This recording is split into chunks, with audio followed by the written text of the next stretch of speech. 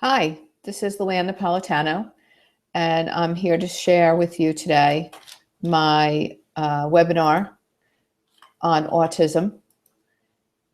And I'm going to pull it up now. My webinar is Autism Spectrum Disorder. The history of autism is in 1990, autism became a formal category of disability. The U.S. Department of Education defined autism as a developmental disability that significantly affects social interaction and verbal and nonverbal communication. What is autism spectrum disorder? It's a disorder of brain development that causes the following: difficulties in social interaction, verbal and nonverbal communication, and repetitive behaviors. There's a broad range of severity. One of the places on the spectrum is Asperger's syndrome, where a child is able to function in society and successful in school, but has significant problems with social relations. Autism is diagnosed between 2 and 3 years of age. A child's typically diagnosed, however, the signs can appear much earlier. Early detection has proven to improve the outcomes, so increasing awareness is key. Autism, the cause is really unknown. There are risk genes and environmental factors that influence early brain development.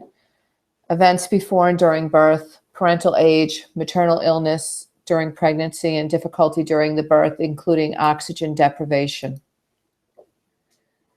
Autism can present itself by a child being extremely withdrawn, severe difficulties with language, self-stimulation activities, for example, rocking, twirling objects, or flapping their hands. Normal or outstanding abilities in certain areas can also be present. The U.S. Centers for Disease Control and Prevention identify around 1 in 68 American children as on the autism spectrum. And autism is 4 to 5 times more common among boys than girls. It affects over 3 million individuals in the United States. There's no cure for autism. However, appropriate interventions, depending on the level of functioning, should be followed. For example, social skills, working on eye contact with the children, doing behavior modifications, and having them become used to community interactions. As far as classroom settings, students can be in classrooms in a typical school, and they may or may not participate in inclusion and based on the classroom and an availability of an aide to go with them. Modifications in the classroom would be setup of supplies, grips for pencils, technical devices such as iPads that help the students communicate. If they're nonverbal, they can ask for things using the pictures on the iPad. We used to use PEX boards where they could point to what they wanted or needed or were unable to communicate. Social skills are a very important function. Social skills are taught and enforced by repetition for a variety of items, things that we don't even think twice about. Teeth brushing is sometimes hard for a student with autism. They don't like the feel of the toothbrush. They don't like the taste of the toothpaste. They don't like the feel of a brush at all. Bathroom usage and etiquette. That becomes a big issue, especially when they're in a public school setting. They don't know what the appropriate behavior is in a bathroom. Haircuts. We have had barbers and beauticians come in to help the students. They don't like to put the capes on. They don't like the sound of the buzzer, the sound of the clippers in their ears, sitting in the chair. They don't like to be touched sometimes. So it's a big thing to get a student to go and get their hair cut. A lot of community experience things that are done. Grocery shopping, something that we think of as not a big deal, is a very big deal to have a student go out and be able to get groceries. The sights and the sounds and the smells, I'll explain more later, in a grocery store are overwhelming to a student. Going to the movies is a hard thing to learn, to stand in line, to sit in a chair, not to yell out when they go to even a play or other events, a circus with loud noise, standing in line, animals, sitting in place, Parks, again, standing online, being with other people, interacting, and eating out. Teaching a student how to look in the eye of the waiter or waitress and to order foods, probably foods that they're not familiar with, because many times these students only eat certain things. So it's a big thing to get to go out to eat. I tried to put a slide in what it feels like to be autistic. I did look online, and I looked for many different things to be able to share from what I've witnessed and what I've heard from students that are able to express what it feels like. A student with autism senses are out of sync. Their sight, their sound, their smell and touch are all hypersensitive, and it's almost painful for them to be around different sights and sounds. The environment to them is a hostile place. It's not a safe place. All the stimuli that's coming into them all at once makes it very scary. Their hearing is hyperacute.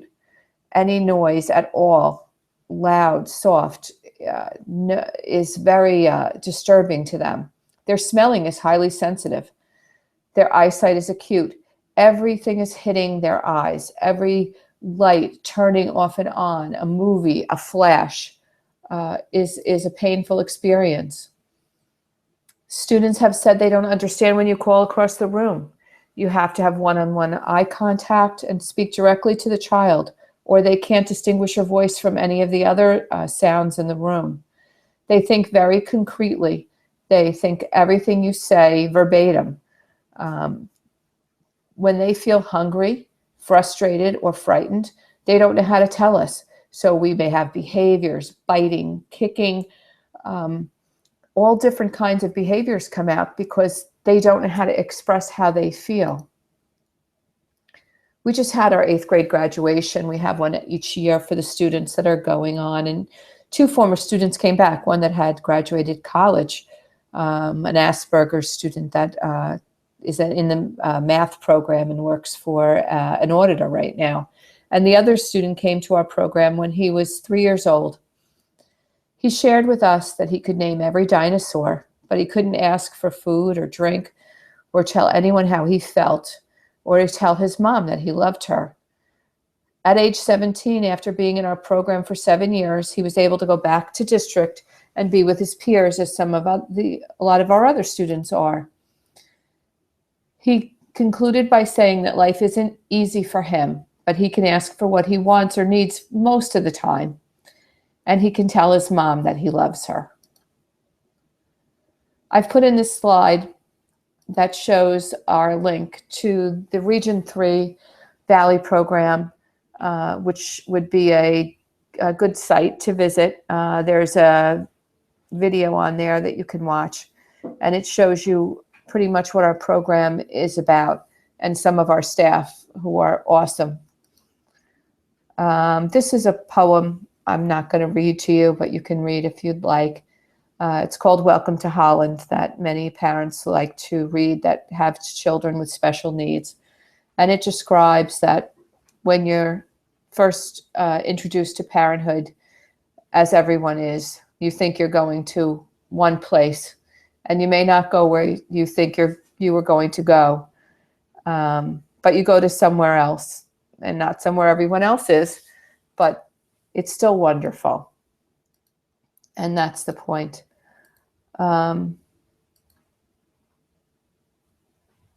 My sources were Autism Speaks, which is a great resource, and the educational psychology book that we use for our class, and Region 3 for program information.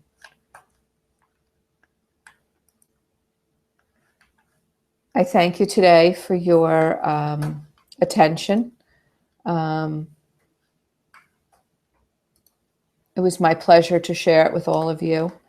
And I hope you come away understanding a little bit more about students with autism and hopefully want to have some experience in working with them. Thank you.